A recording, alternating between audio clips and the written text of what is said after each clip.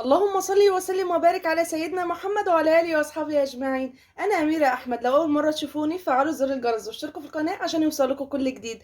النهارده جايه لكم بايه؟ النهارده انا كان عندي كميه جبنه قريش، كان عندي كده في التلاجة، جايلي هديه والله كده مع شويه لبن وشويه حاجات. فقررت احطه في المش. فقلت لا، خساره الجبنه شكلها حلوه ومعموله بلبن حلو، يعني خساره. طب احطها في التلاجة ناكل منها؟ طبعا كمية كبيرة ومش مش هنقدر يعني ناكلها كلها، والكلام ده كله انتوا عارفين ان العيال الصغيرين ما بياكلوش يعني وكده.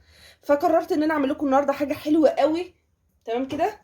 قررت ان انا اعمل لكم حاجة حلوة قوي بيها وهتعجبكم وما نستغناش عنها في بيوتنا كلنا. دلوقتي بقينا نحطها على كل الاكل وعلى كل الوصفات وعلى كل حاجة بندخلها فيها.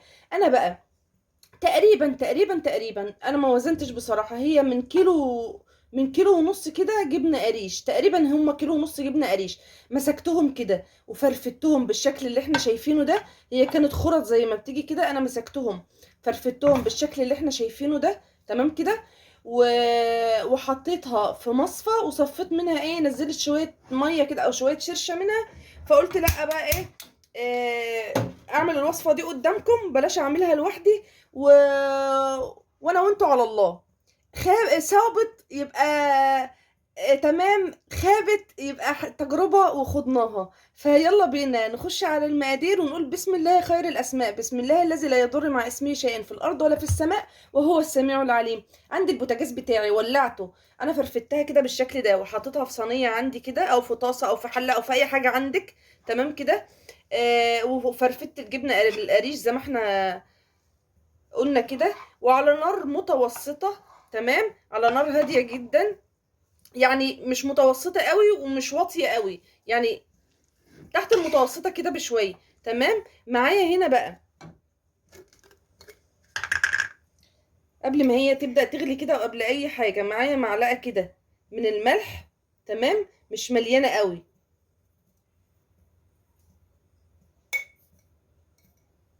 سنة كمان معايا بقى المكون السحري اللي هيخلينا الجبنة دي تتحول لحاجة تانية خالص.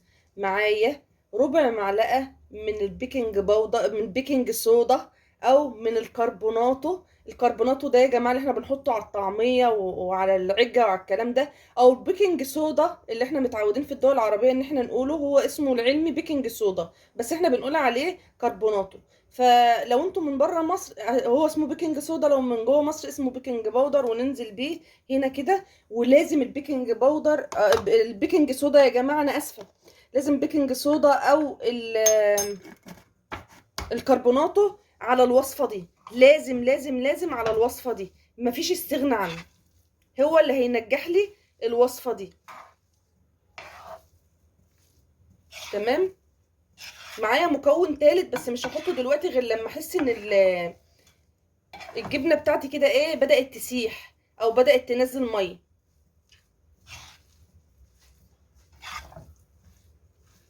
خلي بالكم يا جماعة، الوصفة دي عايزة الواحد يبقى روحه طويلة كده و...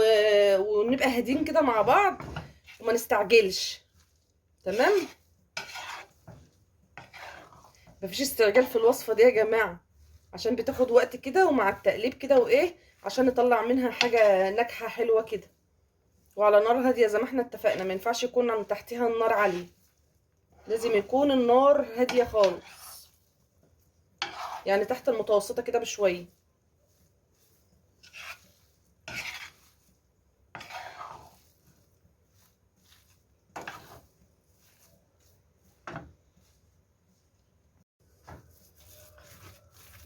ندعك فيها بقى يا حبايبي بالوضع ده كده، ندعك فيها قوي، ما نسيبهاش عشان ما تطلعش معايا مخرزه. تمام كده، انا مش عايزاها تطلع معايا مخرزه. كل ما تدعكي فيها كل ما تنعم معاكي وتبقى زي الفل.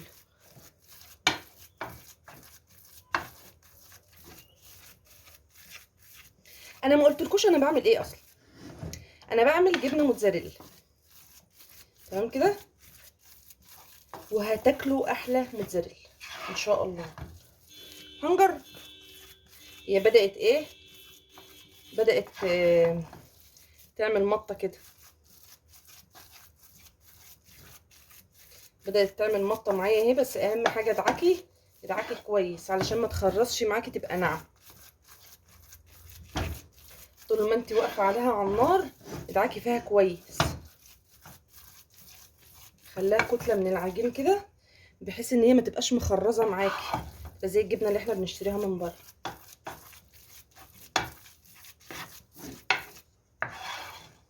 هي بتاخد غلبه شويه بس هتبقى حلوه ان شاء الله.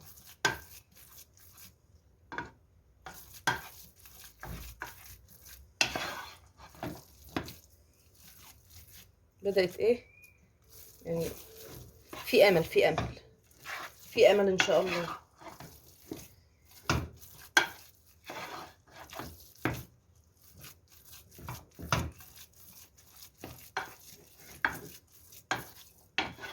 ما عادش حد بيرمي حاجه يا جماعه، ما عادش حد بيرمي اي حاجه. اي حاجه عندك في البيت ممكن تعيدي تدويرها تاني في الاكل، في اي حاجه. اوعي ترمي حاجه في الاسعار الغاليه اللي احنا فيها دي. وطبعا ما ننساش الذكر على الرسول صلى الله عليه وسلم. اللهم صل وسلم وبارك عليك يا حبيبي يا رسول الله. ألا بذكر الله تطمئن القلوب. لا إله إلا أنت سبحانك إني كنت من الظالمين. لا إله إلا أنت سبحانك إني كنت من الظالمين. اذكروا الله يا جماعة كتير، اذكروا الله. ذكر الله بيفك الكروب إن شاء الله. ربنا يفك كربكم وكربنا وكرب كل مكروب يا رب. اللهم آمين يا رب العالمين. اللهم آمين.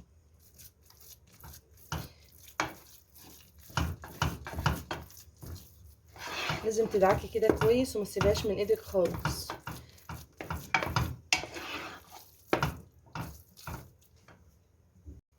شايفين كده بقى يا جماعه، بدات ان هي ايه تنزل شويه ميه كده، بدات ان هي تنزل شويه شرشه او شويه ميه كده بعد الدعك اللي انا دعكته ده كده، علشان ما تبقاش مكتله ولا فيها كتل ولا الكلام ده كله. وبدات تدي مطه معايا تمام، بس بسيطه، مش هتشوفوها دلوقتي غير لما ايه تتعمل كلها. في المرحله دهيت بقى انا هنزل ايه بمنكه حلو قوي، هنكه الجبنه بتاعتي عشان تبقى دسمه كده وطعمها حلو، مش ان انا بعمل اي حاجه وخلاص. معايا هنا بقى 3 معالق من اللبن البودر، وده اختياري، ده اختياري، عايزه تحطيه حطيه، مش عايزه تحطيه هي الوصفه كده تمام، وما تحطش عليها اكتر من كده. الملح والبيكنج صودا او الكربوناتو، هي ما بتحطش عليها اكتر من كده. بس انا علشان انكه الجبنه بتاعتي يبقى طعمها حلو، لما اجي احطها على اي حاجه عندي يبقى طعمها حلو واحس ان انا باكل حاجه حلوه تمام. نزلت بالثلاث معالق لبن بودر دول. حابه تحطيهم حطيهم، مش حابه تحطيهم دي حاجه اختياري بتاعتك انت وترجع لك انت. متواجد حطيه، هيزود القيمه الغذائيه بتاعه الجبنه بتاعتك. مش متواجد خلاص يا حبيبتي، هي المكون الاساسي الجبنه القريش والملح والبيكنج صودا او الكربونات، بس هي دي اساس الوصفه. انما بقى انا حطيت اللبن ده علشان ان انا ايه ادسمه شويه وتبقى حلوه كده وتديني مطه حلوه كده، ويبقى في نفس الوقت طعمها حلو، مش ان انا باكل حاجه كاوتش كده وخلاص، لا. تمام. انزلها امتى؟ لو انا هحط انزله في المرحله اللي الجبنه بدات تنزل فيه ميه، بدات بقى تنزل نسبه ميه اللي فيها كده او الشرشه اللي فيها بدات تنزلها معايا، هقوم نازله بيه. ما ينفعش ان انا احطها على الجبنه وهي ناشفه كده تقوم مكتله الجبنه معايا. انزل بيه لما يكون في نسبه ميه كده. شايفين نسبه الميه اللي في قلب الصينيه دي كده؟ تمام كده يا حبايبي. افضل بقى ادعك برضو، مش هسيبها ايديا فيها لغايه لما تديني المطه اللي انا عايزاه. وكده حبايب قلبي بعد مرور 5 دقايق بالظبط نزلت كميه الميه اللي احنا شايفينها دي. ما نقلقش، الميه دي كلها هتتلم معانا في المرحله دي هي بقى بالظبط. تمام كده. سيبكم بقى من اي حد انتوا شفتوه بيعمل التجربه دي وخليكم معايا. في المرحله اللي احنا شايفينها دي هي بالظبط دي اللي منزله فيها شويه الميه دي، هنزل بقى ب 100 جرام من الزبده. تمام. لو انت عامله نص كيلو جبنه هتنزلي مثلا ايه ب 50 جرام. لو انت عامله اكتر من الجبنه القريش حاطه نص كيلو تنزلي ب 50 جرام. لو انت نازله بقى اكتر من كده حطي 100 جرام. تمام. هننزل بيهم كده في المرحله ده اهي وندوبها مع بعض كده بالشكل ده. مش هتاخد وقت في التدويب خالص وهتدوب معايا وهتبقى زي الفل. هنا بقى هتلاقي الجبنه مطت معاكي ولمت كل الميه اللي انت شايفاها دي، وهتبقى احلى جبنه موتزاريلا باذن الله. بس اهم حاجه واهم تركايه ما تشيليش ايدك منها خالص، تقفي جنبها. شفتي لما بنيجي نسيح زبده كده مثلا او نسيح سمنه، تقفي جنبها عشان ما تتحرقش، ولازم مع التقليب وعلى نار هاديه يا جماعه، نار هاديه. اللي هيولع النار والجبنه هتتحرق منه، او الميه تنشف بسرعه ومش هتعمل عرق في الجبنه، ولا هتمط، ولا الكلام ده كله مش ذنبي. انا بقول لك كل التريكات اهوت اللي عندي علشان تطلع معاكي ناجحه، تطلع معاكي حلوه. اول لما تشرب معايا كل السوائل دي، هتلاقيها كلها لمت معاكي لوحدها واتكتلت وبقت كتله كده مع بعض وبتمط، وهنشوف مع بعض. وكده يا ولاد شكل المكنه هتجيب قماش، المكنه شكلها هتطلع قماش. شفتم؟ بدأت يعني بدأت تلم سنه سنه، ما عشان ايديا فيها ودوبت الزبده وبدأت تشرب ميتها الشرشة اللي نزلتها. تمام. بدأت بقى ايه تتقل بقى شوية بشوية اهو، بدأت تتقل شوية بشوية، يعني المكنة بدأت تجيب قماش يا ولاد. شفتوا بقى يا حبايب قلبي كده الجبنة بتاعتي لمت معايا اهي، زي ما احنا شايفين كلها بقت قطعة واحدة، كتلة واحدة، وبتمط اهي. شايفين؟ انا عشان المعلقة بتاعتي سيليكون بس مبلزقش فيها حاجة، فايه اهي الجبنة اهي. تمام. مطه رهيبه جدا يا جماعه، يعني كده ايه المكنه جابت قماش اهو بالشكل اللي احنا شايفينه ده، تحفه جدا جدا جدا جدا جدا جدا. اول مره اخد التجربه دي، وبصراحه تجربه ناجحه وحلوه. انتوا مش متخيلين يا جماعه ريحتها تحفه جدا. واهم حاجه طبعا في ان ما يكون عندنا جبنه قريش، او ما نكون بنشتري جبنه قريش عشان نعمل الوصفه دي، يكون الجبنه القريش ملهاش ريحه وحشه، او ما تكونش مثلا قاعده بقالها فتره. عايزه جبنه قريش تكون طازه عشان تبقى ريحتها حلوه وتكون حلوه. والله يا جماعه من انجح الوصفات واحسن الوصفات. انا بعد كده ما عدتش هشتري جبنه موتزاريلا من بره، الموضوع بسيط جدا والاسعار غاليه جدا زي ما احنا عارفين. يعني اقل كيس موتزاريلا دلوقتي غالي جدا. انا عملت كميه حلوه هي في البيت هتكفيني فتره. تمام. بس لازم بقى طبعا ادخلها الفريزر وابردها معايا عشان نعرف ان انا ابشرها واعرف ان هي ناجحه معايا برضو ولا لا. هعمل المرحله دي وارجع لكم تاني. وكده حبايبي الجبنه الموتزاريلا بتاعتي انا بعد ما خلصتها نزلتها كده في العلبه البلاستيك ديت وهي سخنه. تمام كده نزلت بيها بالمنظر ده كده وهي سخنه في قلب العلبه دي كده، علشان اعمل لها شكل اقدر ان انا ابردها، واقدر ان انا ايه ابشرها، واقدر ان انا اعمل منها صوابع او اعمل منها اللي انا عايزاه. بجد يا جماعه من انجح الوصفات اللي انا عملتها على القناه لغايه دلوقتي، ومن احسن الوصفات فعلا فعلا فعلا. انا كنت خايفه اخد التجربه دي، بس لما خدتها بسم الله ما شاء الله فعلا تجربه ناجحه وعشرة على عشرة ومش مكلفة خالص. طلعت معايا كمية حلوة بسم الله ما شاء الله، كمية محترمة. ولما تتبشر كمان هتديكي اكتر. هدخلها بقى الفريزر من ساعة لساعتين كده ان هي تمسك نفسها وتجمد، ان انا اقدر ابشرها واقدر ان انا اجربها معاكم. تمام انتظروني. ودي بقى كانت يا حبايبنا الجبنة بتاعتي. شفتوا بتتبشر ازاي وحلوة ازاي؟ شفتوا الجبنة؟ شفتوا كتلة واحدة كده ازاي على بعضها؟ شايفين عامله ازاي؟ اقسم بالله الجبنه دي انا عمري ما اشتريت زيها من بره. فعلا فعلا فعلا تحفه تحفه تحفه تحفه تحفه. واللي هيجربها هيشكرني، وهيشكرني جدا كمان على الطريقه بتاعتي وعلى المكونات بتاعتي اللي انا عملتها. وحصري ومن قناتي، انا ما شفتش المكونات دي عند حد. شفتوا كده يا جماعه؟ شفتوا يا جماعه لما اتبشرت بقت عامله ازاي؟ شايفين الجبنه؟ شايفين حلاوتها؟ شايفين؟ هي دي الجبنة الموتزاريلا زي ما قال الكتاب. شايفين؟ قطعت منها هنا صوابع اهو، زي صوابع الجبنة المقلية او الجبنة الموتزاريلا، الصوابع اللي احنا بنحب نحشي بيها الاطراف بتاعت البيتزا او اي حاجة. شايفين؟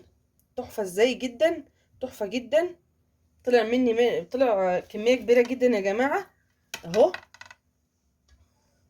ودي لسه كمان اهي لسه مقطعتهاش، لسه هقطعها. تمام. هاخد منها جزء ابشره، واخد منها جزء ان انا اقطعه صوابع بالشكل ده كده. شايفين يا جماعة؟